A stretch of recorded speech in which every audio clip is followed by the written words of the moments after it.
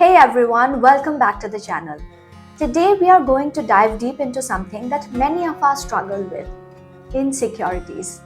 No matter who you are, what you do, or how confident you seem on the outside, insecurities are something everyone deals with at some point in their lives.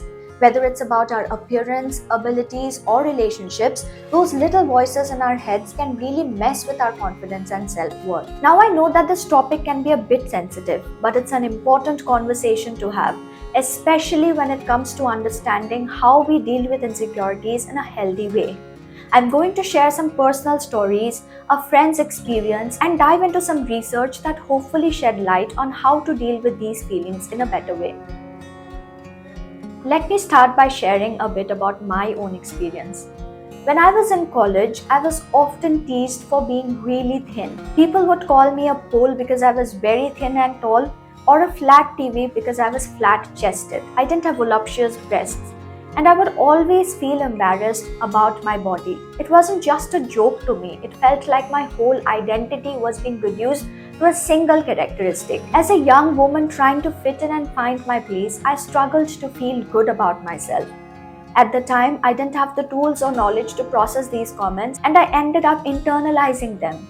I tried to gain weight, eating unhealthy foods just to look different, even though my body was perfectly fine. It wasn't until years later that I realized how much damage those comments had done to my mental health. Research shows that bullying, especially related to appearance, can have long lasting effects. According to the National Bullying Prevention Center, children and teens who are bullied for their appearance are more likely to suffer from depression, low self esteem, and anxiety as they grow older. Those effects don't just vanish, they stick with you, influencing how you perceive yourself in adulthood.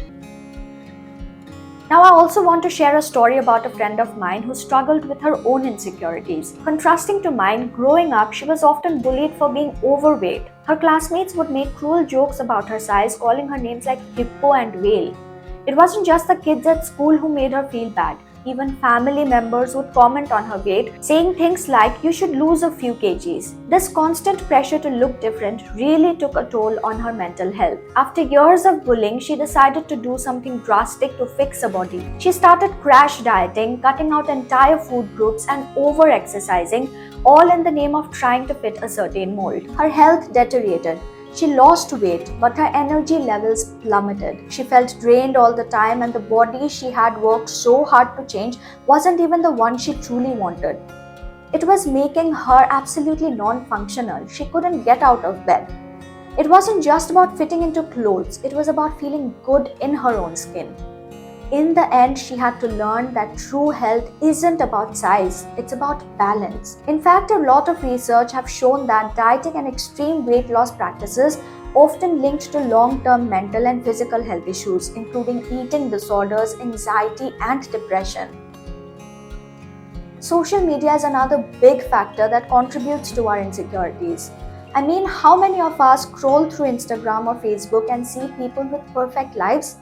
The curated posts, the filters, the edited photos, it can all make us feel like we are falling short. For so many people, social media has become a source of constant comparison. I don't know about you, but when I scroll through Instagram, I sometimes feel like I don't measure up. It's easy to think that everyone else has it all together, especially when you're constantly bombarded with images of flawless skin, toned bodies, and perfect lifestyles. But here's the thing. Most of what we see on social media isn't real. It's highly edited, and the people in those photos are just like us, facing their own struggles, doubts, and insecurities. A study published in the Journal of Social and Clinical Psychology found that people who spend more time on social media report higher levels of depression, anxiety, and negative body image. It's a harsh reality, but it's something we all need to be aware of as we navigate our relationship with social platforms. One of the most important things I've learned over the years is the power of self-compassion.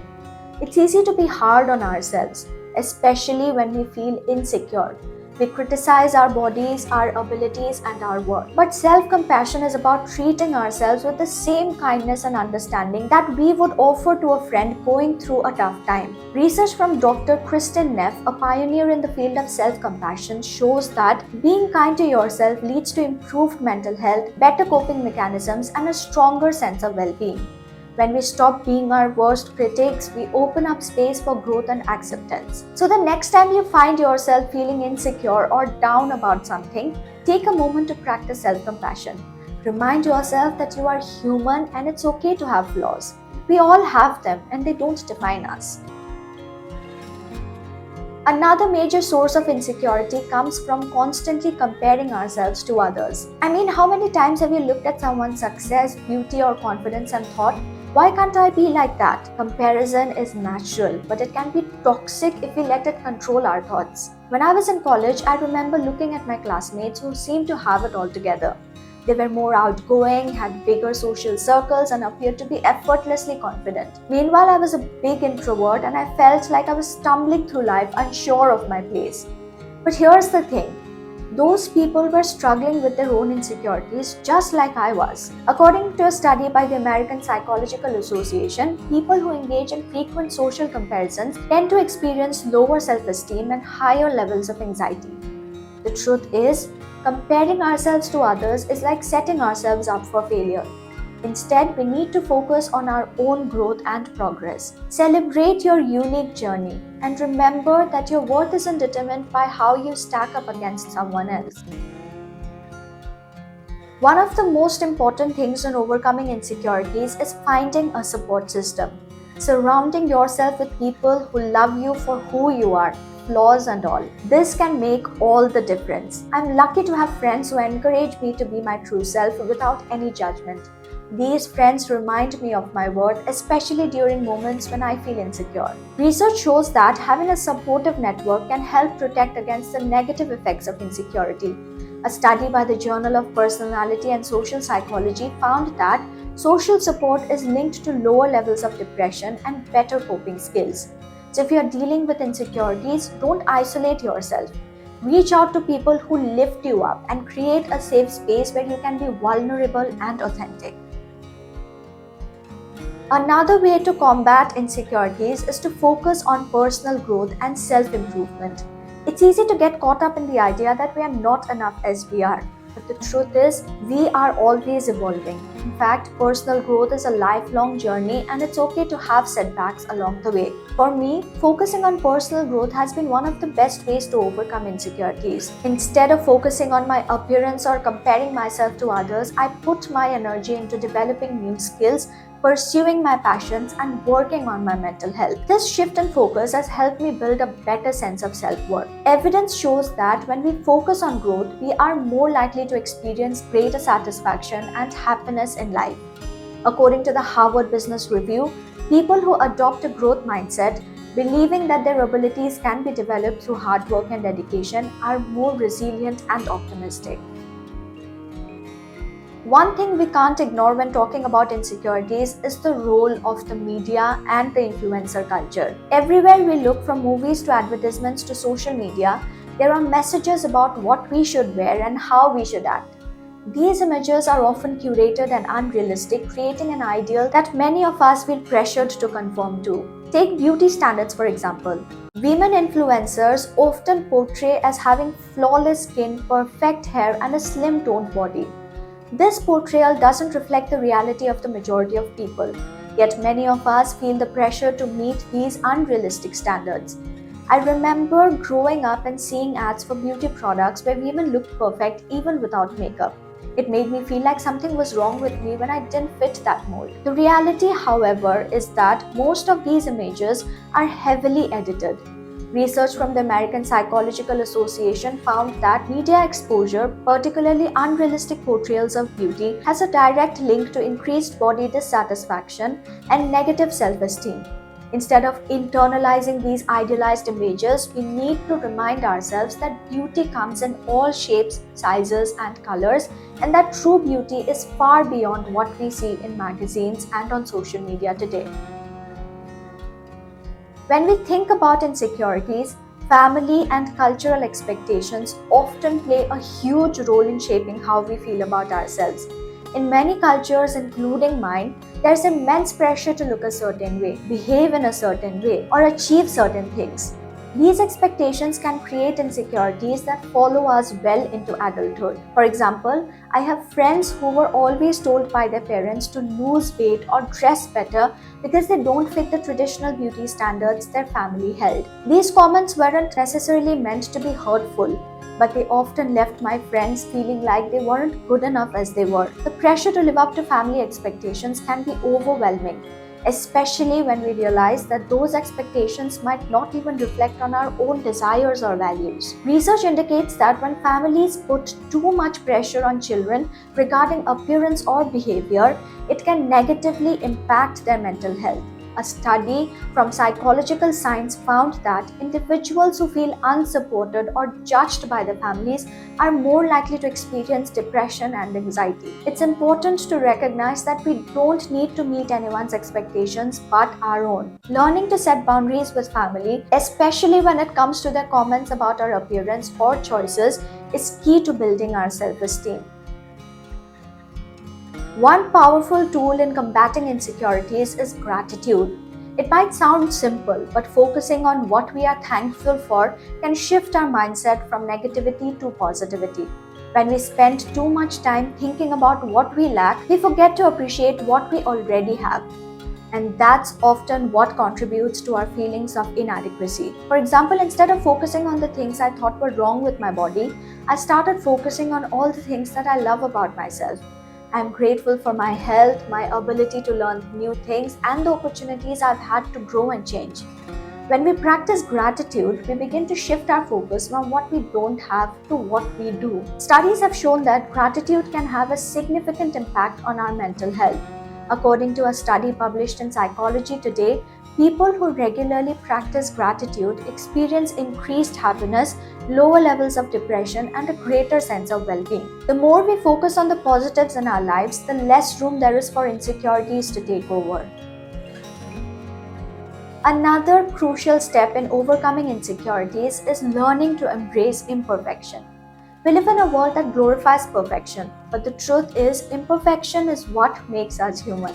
Every flaw, every mistake, every bit of vulnerability we show is part of what makes us unique. The more we try to be perfect, the more we set ourselves up for disappointment and stress. I've had to learn to embrace my own imperfections. I've realized that trying to be perfect is not only exhausting but also unrealistic. The imperfections that we see in ourselves are often the very things that others find endearing and relatable. For example, I always find my teeth crooked and as if it makes me look ugly. But all my family members and my friends love my teeth. Another example is the very things I used to think of as flaws, like being thin, can actually be a part of who I am, and they don't have to define my self-worth. In fact, embracing imperfection can make us stronger. Research from Brené Brown, a researcher and expert on vulnerability, shows that embracing imperfections helps us build resilience and authenticity.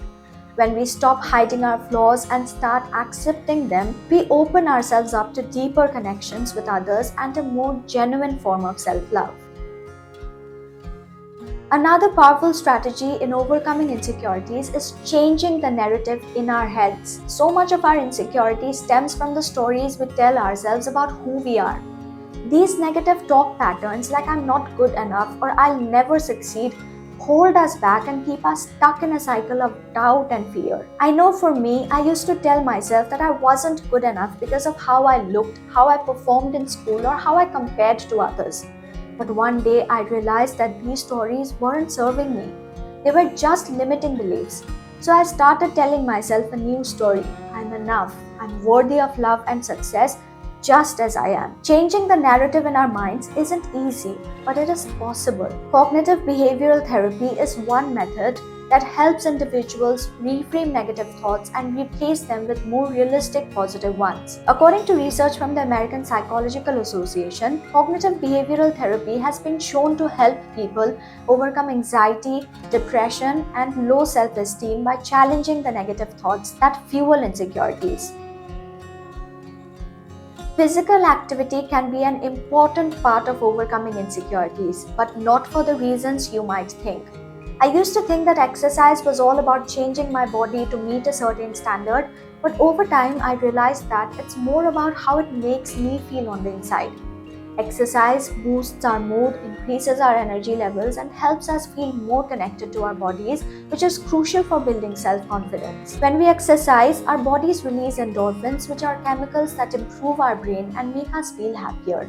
In fact, research shows that regular physical activity can help reduce symptoms of depression and anxiety, two major contributors to insecurity. So, even if your main goal isn't to change your body, moving your body in ways that feel good to you can do wonders for your mental health and self esteem. The key here is to exercise in a way that feels empowering and enjoyable, not as a way to punish yourself for looking a certain way. Finding an activity you love, whether it's yoga, running, or even dancing around your living room, can make a big difference in how you feel about yourself.